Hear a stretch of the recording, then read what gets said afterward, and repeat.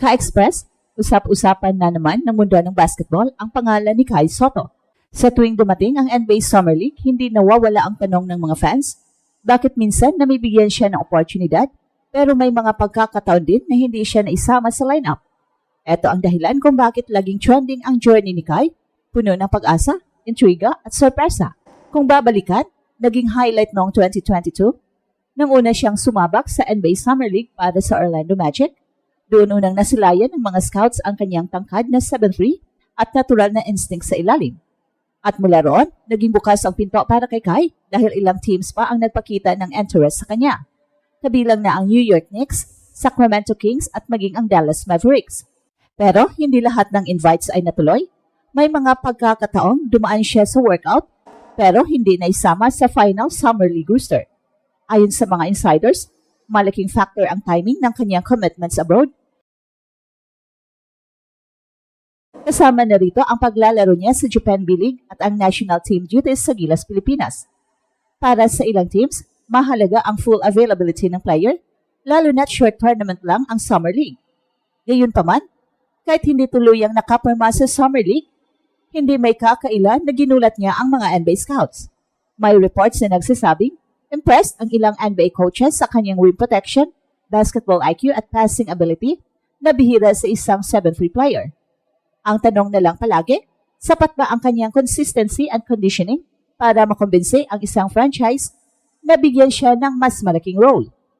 At ngayon, 2025, mas malaki pa ang expectation kay Kai. Sa kabila ng injury setbacks, mas nagiging matatag ang kanyang katawan at mas tumitindi ang kanyang training abroad. Kaya't muling nabubuhay ang usapan kung maaari siyang makabalik sa radar ng NBA Summer League teams ngayong taon.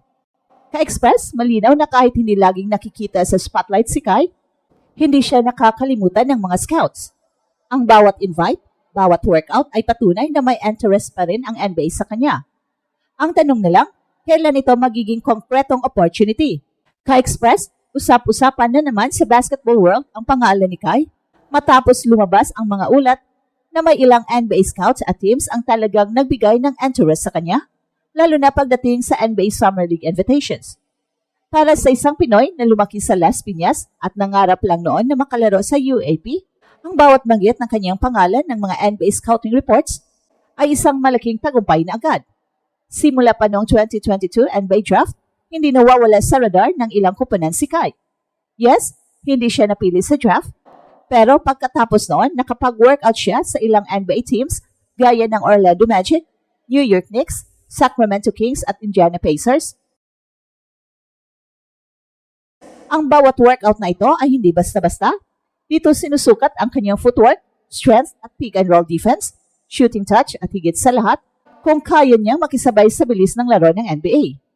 Pero bakit nga ba hanggang ngayon, wala pa ring Summer League stint si Kai? Dito nabigla ang marami. Ayon sa ilang ulat, may mga pagkakataon na may initial invite para kay Kai pero hindi natutuloy dahil sa schedules, injuries at minsan dahil mas piniling bumalik muna sa International Pro Leagues para magkaroon ng mas malaking playing time. Kung matatandaan, naglaro si Kai sa Australia, NBL, Japan B-League at naging bahagi rin ng G-League Ignite sa maikling panahon. Kahit hindi siya nakasama sa Summer League, naiwan pa rin ang curiosity. Paano kung nakalaro si Kai laban sa mga top rookies at sophomores ng NBA? Para sa maraming fans, ito ang tanong na nagbibigay ng replay value sa kanyang journey. Kasi ang Summer League, ang pinakaunang pagsubok para sa mga rookies, undrafted players at mga free agents na gustong makakuha ng kontrata. Dito sana masusukat kung gaano na siya kalapit sa NBA level. Ang twist dito Ka-Express ay hindi pa huli ang lahat. May ilang insiders na naniniwala na ang pagbabalik ni Kai matapos ang kanyang knee injury, kasabay ang kanyang improved strength at conditioning, ay pwedeng magbukas muli ng pinto para sa kanya. At kung sakali mang mabigyan siya ng panibagong Summer League chance, siguradong magiging breaking news ito hindi lang sa Pilipinas, kundi pati na rin sa international basketball media. Para sa mga scouts at teams, hindi nawawala ang interest sa 7'3" na Pinoy dahil may rare skill set siya na hindi madaling makita, height, shooting touch at passing ability mula sa isang big man. Ang kulang lang ay consistency at pagkakataon. Kaya nga, kahit ilang taon na ang lumipas, patuloy pa ring trending ang tanong, kailan kaya natin makikita si Kai Sotto sa Summer League at posibleng sumunod na sa NBA? Ka-Express, hindi may kakaila na isa sa mga pinakamalaking tanong ng mga fans ay kung bakit hanggang ngayon wala pang tuloy-tuloy na pagkakataon si Kai sa NBA Summer League. Kung susuriin, ilang beses na rin siyang nabigyan ng pagkakataon sa workouts kasama ang iba't ibang NBA teams gaya ng Orlando Magic, New York Knicks at Sacramento Kings. Pero kung ikukumpara sa ibang international prospects, mas madalas siyang nauurong o hindi natutuloy sa main lineup ng Summer League. Isa sa mga dahilan dito ay roster politics. Alam nating lahat na sa Summer League, priority lagi ang mga drafted rookies at mga players na may kontrata na sa NBA. Kadalasan, ang mga undrafted prospects tulad ni Kai ay kailangan makipagsiksikan para lang magkaroon ng minutes sa court. At dahil limitado ang slots, minsan kahit may interest ang isang team, hindi rin siya natutuloy dahil kailangang bigyan ng exposure ang iba pang mas mataas ang investment na kupunan. Pangalawa, may factor din ang timing at career moves ni Kai. Naalala pa natin noong 2022? Dapat ay nagkaroon siya ng mas malaking exposure pero pinili niyang unahin ang paglalaro sa Adelaide 36ers sa Australia at kalaunan sa Japan B-League.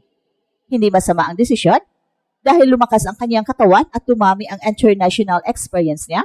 Pero ang downside ay hindi siya naging visible sa mga NBA scouts sa mismong panahon na mainit ang kanyang pangalan pagkatapos ng draft. Bukod pa rito, may mga pagkakataon din na apektuhan ng injury concerns ang kanyang availability. Ang mga NBA teams ay laging maingat sa pagkuha ng mga player na may injury history.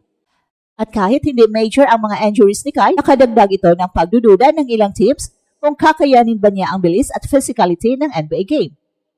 Pero Ka-Express, hindi ibig sabihin ito na sarado na ang pintuan. Ang katunayan, ang paulit-ulit na pag-invite sa kanya ng iba't ibang teams para sa private workouts ay indikasyon na hindi pa siya nawawala sa radar ng NBA. Ang height niyang 7'3", combined with improved strength at shooting touch ay nagbibigay pa rin sa kanya ng kakaibang value na bihirang makita sa isang young big man.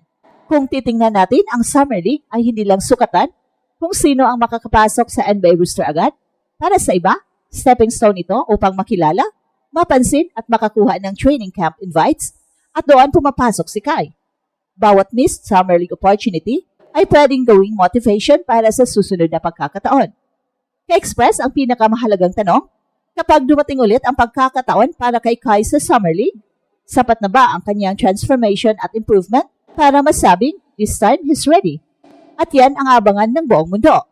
At ito ang Express Info kung saan bawat kwento, ginulat ang mundo. Don't forget to like and subscribe.